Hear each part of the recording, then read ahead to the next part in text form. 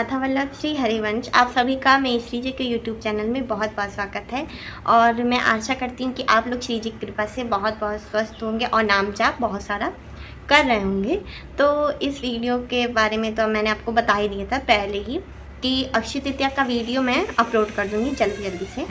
तो अक्षय तृतीया आने वाली है इस बार 30 अप्रैल को। हर संप्रदाय में इसी दिन है और सभी को 30 तारीख को ही बनाना है। तो इसका मुहूर्त जो है सुबह 5 बजे 5:41 से स्टार्ट हो रहा है, 12 बजे तक रहेगा।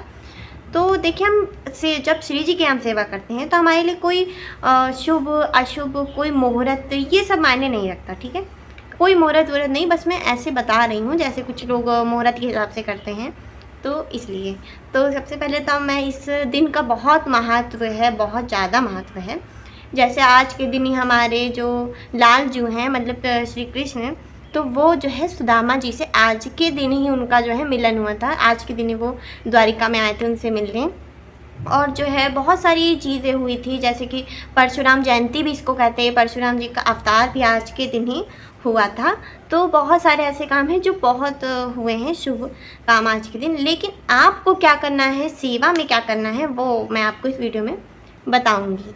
तो सबसे पहले तो हम जब लाल जू को उठाते हैं, यानी कि श्री जी लाल जू जो भी हैं आपके पास, तो जिसकी भी सेवा है तो उनको सबसे पहले तो हम उठाते हैं। तो उसके बाद रोज़ तो हम नॉर्मल स्नान कराते हैं, यानी कि जल से। उस दिन कुछ विशेष है, जब विशेष होता है तो हम किससे स्नान करते हैं, उनको जल से नहीं कराना है, आपको पंचामृत अभिषेक कराना है। पंचामृत अभिषेक की विधि जो है मैं बता चुकी हूँ कई बार, तो वो डिस्क्रिप्शन में मैं लिख दूँगी अगर आपको नहीं पता है। लेकिन वैसे तो नॉर्मली सबको पता होता है कि किस तरह में अभिषेक करना है। और अगर अभिषेक नहीं कर पा रहे हैं तो दूध से और दही से स्नान करा दें बस, ठीक है। और उसके बाद तो बहुत इम्पॉर्टेंट बात कि हमें श्रृंगार कैसे करना है। श्रृंगार सबसे इम्पॉर्टेंट है इसमें।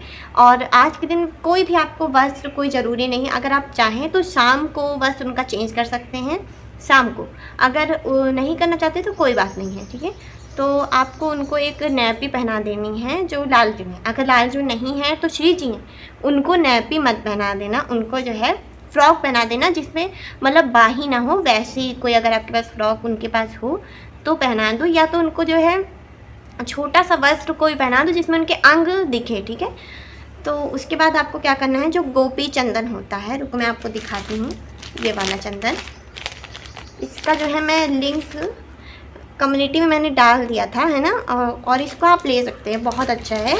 और ये इसमें आपको इत्र मिलाने की भी ज़रूरत नहीं पड़ेगी और इसमें आपको कुछ नहीं मिलाने की ज़रूरत है। ये ठंडा भी बहुत है और कोई भी इसके साइड इफ़ेक्ट्स नहीं है, एकदम शुद्ध है। और आप इसको लगा सकते हैं अपनी श्री जी और लाल जी के ऊपर, ठीक है।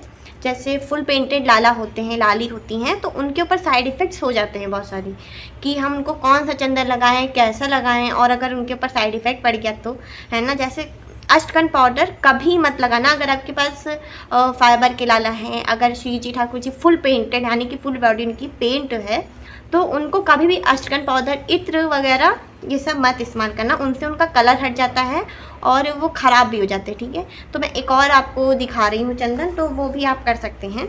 और ये वाला चंदन, ठीक है, इसको बहुत मेहनत लगती है। इसको मैं, आप चाहें तो इसको कर सकते हैं।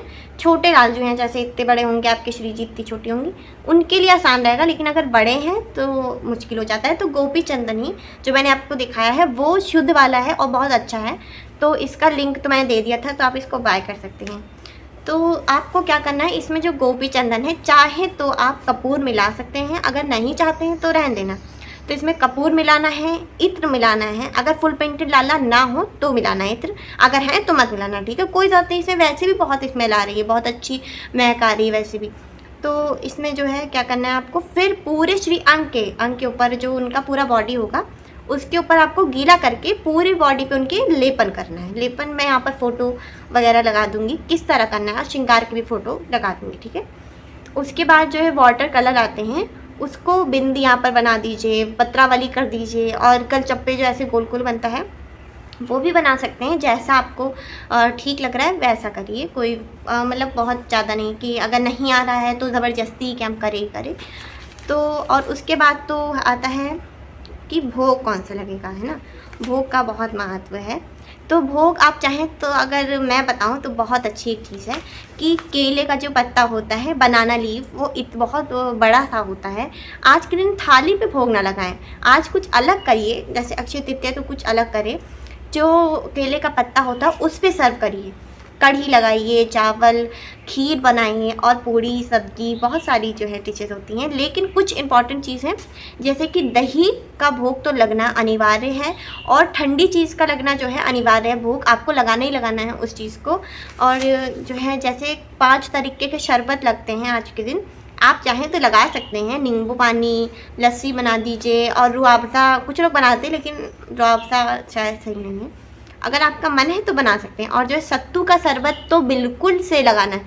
सत्तू के बिना आपका जो है अक्षय तृतीया तो आप बना ही नहीं सकते। भोग में सत्तू का तो प्रयोग होएगा ही, तो सत्तू का शरबत बना सकते हैं। आपको जैसा पसंद है, मीठा या फिर नमकीन, 2 तरीके बनते हैं, जैसा आप चाहते हैं बना सकते हैं।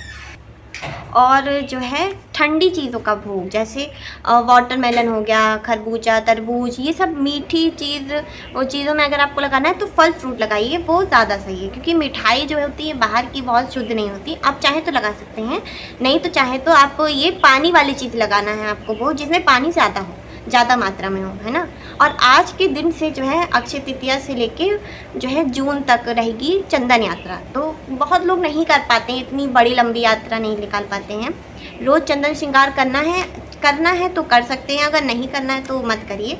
5 दिन तक तो करिए, जो है 30 तारीख से लेके 5 दिन तक कर लीजिए श्रृंगार। और उसके बाद अगर आपका मन है तो थोड़ा थोड़ा सा श्रृंगार करना, अगर आपका मन है तो। और जो है आज से ही नौका विहार जो है शुरू हो जाएगा। नौका विहार भी करवा सकते हैं। अपने घर में छोटी सी बोर्ड बना लीजिए और या तो थाली जो होती है ना उसको डेकोरेट करके उसमें कुछ सजा दीजिए, उसी में बैठा के नौका विहार करवाइए श्री जी और ठाकुर जी को। और जो है उसके बाद जो है क्या आता है कि चंदन लड्डू कैसे बनाना है, यहाँ पर मैं एक वीडियो लगा दूँगी किस तरह बनाना है। तो देखो इसमें बता भी देती हूँ। 2 तरीके के लड्डू बनते हैं। एक तो जो है हम जो पाते हैं यानी कि जो खाते हैं वाला लड्डू बनता है, और एक लड्डू होता है जो हम चरणों के पास रखते हैं और फिर हम उसको मस्तक पे धारण करते हैं, ठीक है। 2 तरीके के लड्डू बनेंगे। तो एक लड्डू जो खाने वाला है वो बनेगा, जो तुलसी आपकी लगी है, गमले में लगी, जहाँ भी लगी, तो उसके आसपास की जो मिट्टी होती है तो उसको हम लेंगे और उसमें हल्का, मतलब बहुत थोड़ा, अगर सूखी है तो पानी मिला लीजिए, गीली है तो पानी मिलाने की कोई आवश्यकता उसमें नहीं पड़ेगी। और उसमें अगर आपके पास ब्रज की रज है, ब्रज रज तो सबके पास होती है, अगर नहीं है तो कोई बात नहीं है। ये सब काम अगर आप उस दिन नहीं कर पा रहे हैं तो बाद में 21 दिन तक रहेगी, आप बाद में लड्डू बना सकते हैं, ठीक है। तो उसके बाद उसमें बस आपको इत्र वगैरह कुछ नहीं मिलाना है, कपूर भी नहीं मिलाना है, क्योंकि हम उसको पाएंगे तो उसमें कुछ नहीं मिलेगा। उसके बाद ये दोनों चीज़ें खाली मिक्स रहेंगी और उसको जो है अपने श्री जी और ठाकुर जी के चरणों के पास रखना है और रोज़ थोड़ा थोड़ा जो है अपना आपको ऐसे पाना है उसको थोड़ा सा, ठीक है। और उसके बाद जो है जो लगाने वाला लड्डू है जिसको हम बाद में लगाते हैं, वो लड्डू बनता है चंदन, जो मैंने गोपी चंदन आपको दिखाया है वाला चंदन ले सकते हैं, नहीं तो कुछ लोग अष्टगंध पाउडर भी लेते हैं, तो ये वाला ले सकते हैं वैसे अगर आपका मन है तो। और जो है उसमें मिलाना है आपको कपूर, इत्र, ये सब मिलाने के बाद चाहे तो ब्रजरज मिला सकते हैं और राधा कुंड की रज मिला सकते हैं, जो भी रज आपके पास है वो रज आप मिलाइए उसमें। और तुलसी का पत्र रख के उसको श्री जी के चरणों के पास आपको रखना है, ठाकुर जी के पास भी रख सकते हैं, जो भी आपके पास है सेवा उनके पास रखना है, ठीक है। और उसके बाद जब ये प्रसादी हो जाएगी तो आपको डेली अपने मस्तक पे इसको धारण करना है। ऐसे आप लड्डू होगा वो बाद में कड़ा हो जाता है ना, तो उसमें थोड़ा सा पानी मिला के ऐसे ऐसे जो है रब करना है और उसके बाद जो है धारण करना है मस्तक पे, ठीक है। और उसके बाद जो है फूल बंगले के बारे में बता देती हूँ। फूल बंगला का वीडियो अपलोड कर दिया था, अगर नहीं देखा है तो डिस्क्रिप्शन में लिंक है, उसको देख लेना। तो फूल बंगला बना सकते हो और आज से चालू कर देना बनाना, मन है तो बना लेना, लेकिन अक्षय तृतीया के दिन ज़रूर बना लेना। हमें जो भी काम करना चाहिए अपने श्री जी और ठाकुर जी की प्रसन्नता के लिए करना है, तो ज़रूर से बना लेना। अगर जो खस मिलती है ना, खस की कुटिया भी बना सकते हैं अगर आप लोग चाहें तो, नहीं तो फूल बंगला जो है ज़रूर बनाएं। और अब जैसे फुल पेंटेड श्री जी और ठाकुर जी हैं तो उनके ऊपर तो हम नहीं लगा सकते, इत्र नहीं लगा सकते। अगर ये गलती तो नहीं करना है, मैंने पहले ही बता दिया था, कृषु के जो रिलेटेड क्वेश्चन थे उसमें बता दिया था इत्र का प्रयोग नहीं करना है। तो अब उनको सुगंध हमको देनी है तो हम कैसे देंगे, है ना। तो आपको माला बना लेना है, फूल का माला, और उनको धारण करा देना, ठीक है। उससे महक आएगी ऑलरेडी, ठीक है। नहीं तो मैंने जो ये गोपी चंदन आपको ये वाला बताया है ना, इसमें बहुत महक है और इसमें कुछ मिलाने की जरूरत नहीं। आप अगर चाहें तो कपूर मिला सकते हैं, नहीं तो अगर नहीं चाहते तो मत मिलाइए। ये वैसे भी बहुत ठंडा है, मतलब पहले मैंने ट्राई किया है और उसके बाद ही मैं आपको बता रही हूँ कि इसको लेना है, ठीक है। और उसके बाद तो ये सब बातें थी जो कुछ इम्पॉर्टेंट थी। और जो है श्री जी और ठाकुर जी को सुंदर सुंदर पद सुनाइए। अगर आपको पद नहीं मिल पा रहा है तो अबाउट सेक्शन में लिंक है राधा के लिए कुंज की, उसको डाउनलोड कर लेना और उसमें चौरासी जी का पद सुनाइए और बहुत सारे पद हैं उसमें, वो सब सुनाइए और श्री जी और ठाकुर जी की खूब सेवा करिए। और सबसे एक इम्पॉर्टेंट बात तो रही गई, जो जब हम चंदन लगा देते हैं पूरे शरीर पे तो वो क्या होता है, थोड़ी देर में वो सूख जाएगा। तो थोड़ी थोड़ी देर पे आप या तो स्प्रे कर सकते हैं या तो हाथ से ही अपने, या कोई रुमाल ले लेना, उसको गीला करके उन पे ऐसे लगाते रहना ताकि वो गीला रहे चंदन, नहीं तो पूरा कड़ा हो जाएगा वो, ठीक है। और अब लगाना कब तक है, सुबह से क्या रात तक लगा रहेगा चंदन, तो ऐसा नहीं है। सुबह जब आप श्रृंगार करते हैं तो उसी समय आपको लगा देना है। उसके बाद जब वो भोग भी पाएंगे तब तक लगा रहेगा। उसके बाद जब मध्य शयन होता है, यानी कि जो दोपहर का शयन होता है लालजू का, उसमें जो है उनका उतार देना। उतारना कैसे है, जो पानी होता है ना उससे उसको थोड़ा सा आप छुड़ाएंगे तो कटोरी में वो निकालते जाना, ठीक है। अगर निकल रहा है तो, अगर नहीं निकल रहा है तो पूरा आप पानी में छुड़ा के उस पानी को जो है गमले में डाल देना। फेंकना नहीं है, फेंकने से अपराध लगेगा, अपराध मत करिए। और जो है लाल जुकवा जो है आपको श्रृंगार आभूषण का नहीं करना है। आपको श्रृंगार जो है तुलसी का जो पत्ता होता है ना, तुलसी दल, उसका माला बनाना है, उसी को धारण कराना है, तुलसी का जो होता है। तो और पायल हम उसकी बनाते हैं। आज के दिन आप चाहें तो ठाकुर जी के लिए, श्री जी के लिए अपने पायल भी खरीद सकते हैं। चांदी सोना खरीदना अक्षय तृतीया के दिन बहुत शुभ माना जाता है, लेकिन हम ये सब बातों से बहुत दूर हैं। आपको सेवा में क्या करना है, केवल मैं बस यही बताती हूँ इस चैनल पे। तो आपको ये सब नहीं देखना है कि क्या शुभ है क्या अशुभ है, ये हम श्री जी की सेवा में ये सब नहीं देखते, ठीक है। आपको उनके लिए क्या करना है, उनके लिए आप चाहें तो चांदी की पायल खरीद सकते हैं अगर सामर्थ्य है तो, अगर नहीं है तो कोई बात नहीं। जो है जो तुलसी की पायल मैंने बताया ना, वो बना के उनको ठाकुर जी को आप धारण करवा देना, उससे बहुत प्रसन्न हो जाएंगे।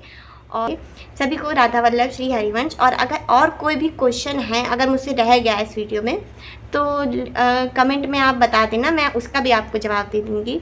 राधा वल्लभ श्री हरिवंश।